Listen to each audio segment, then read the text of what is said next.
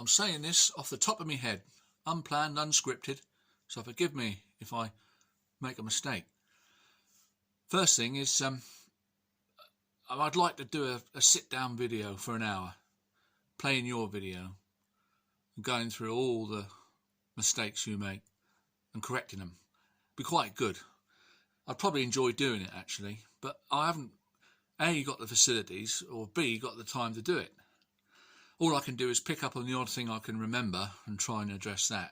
One of the things that you said in today's video stuck in my mind about Newton's F times ma, which you want to discount the a, and you misrepresent what he said and you get it wrong quite deliberately. I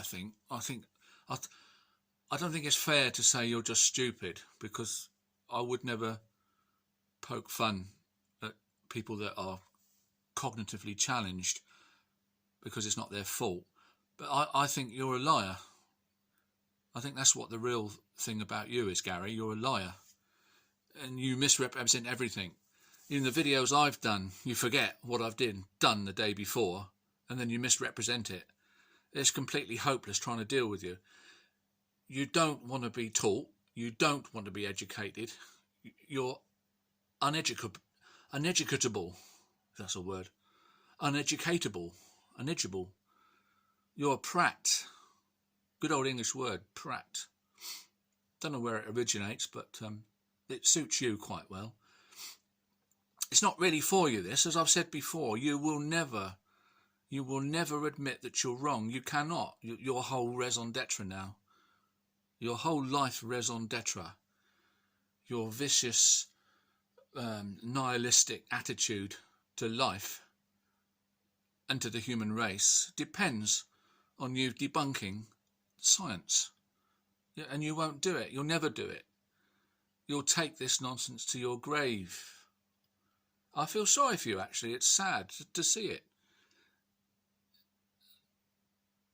And as it wasn't for a handful of fellow, I don't know, depressives that follow you, there's not a single person that agrees with you. Oh, I'd like to hear them. Please comment on my channel if you think Gary can be right. I don't think you do. I think you're just watching because you're depressed. But Newton, as the bloke who says, hello boys and girls, you know, what did he say? He read it out in Latin and he said, force is equal to the change in motion. Something similar to that. And you say, there you go, you see. One velocity is one force. Two velocities is two forces. It's all linear. That's not what he's bloody well saying, you swine. The change in motion. The change in motion.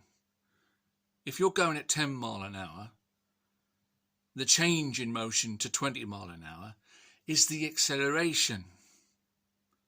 He did not say the force required to maintain a velocity is proportional to the force required to maintain a different velocity. He's not talking about maintaining a velocity. He's talking about the change from one velocity to another. That is called the acceleration. Force is equal to the mass times acceleration, not to maintaining a velocity. Maintaining a velocity doesn't necessarily require much energy. It's just the loss to friction. But changing a velocity or accelerating requires much more force because of the inertia, or as you like to call it, the inability of the multitude of particles and atoms to receive the energy and spread amongst it. Who the effing hell wants to say that every time? Just call it inertia. That's how you want to define it. Use the word inertia. You want to define it as the inability to spread energy amongst all the atomic particles. You can't fucking write that down every 5 minutes, can you? So just use one word, inertia. Prat. So it's the change in velocity, the acceleration, not one velocity as compared to another velocity. It's the change from one to the other. It's the acceleration he's talking about. And you misrepresent him.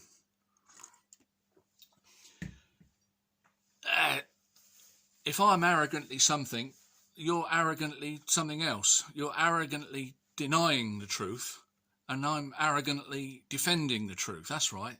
You're an arrogant denier of truth, and I'm an arrogant defender of truth. Now, which one do you want to be? Which one would you rather be? Does anybody want to be an arrogant denier of truth? Fuck no. So that's one. Now let's get back to this bloody lever.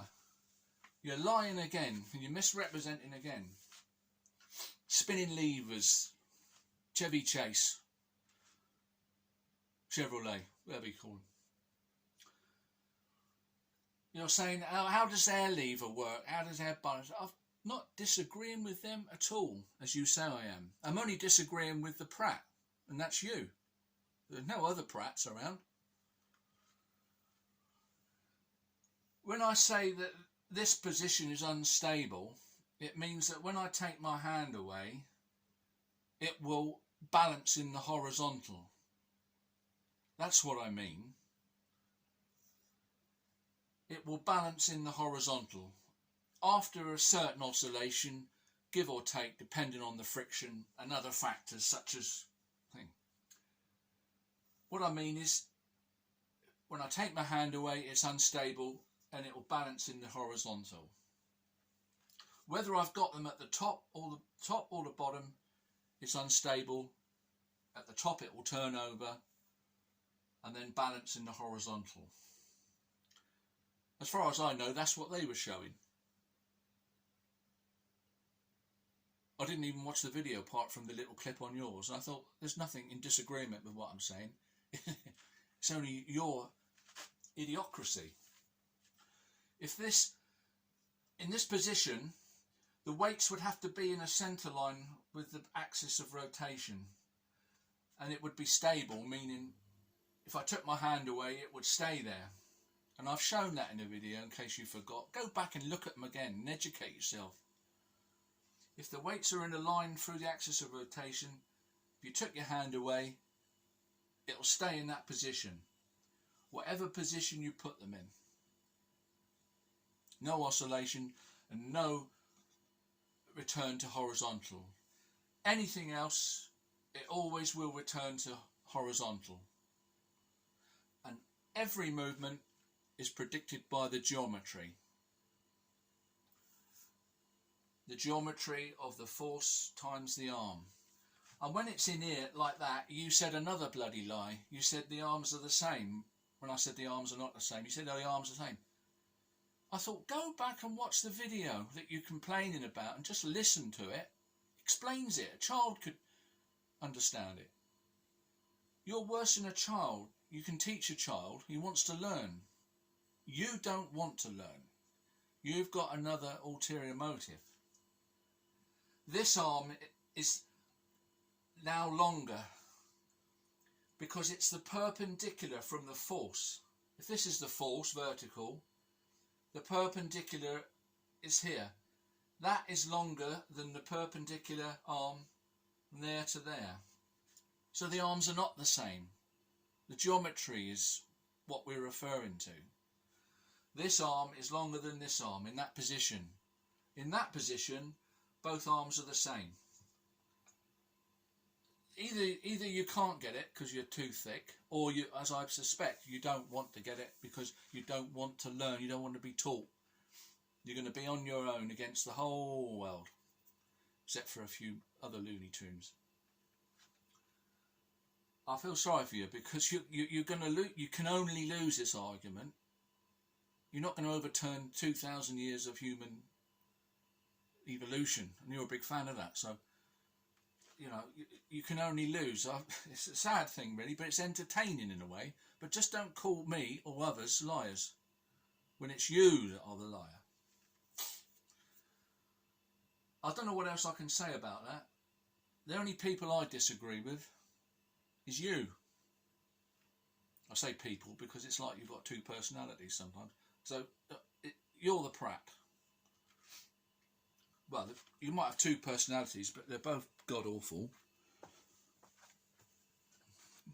Go back to school.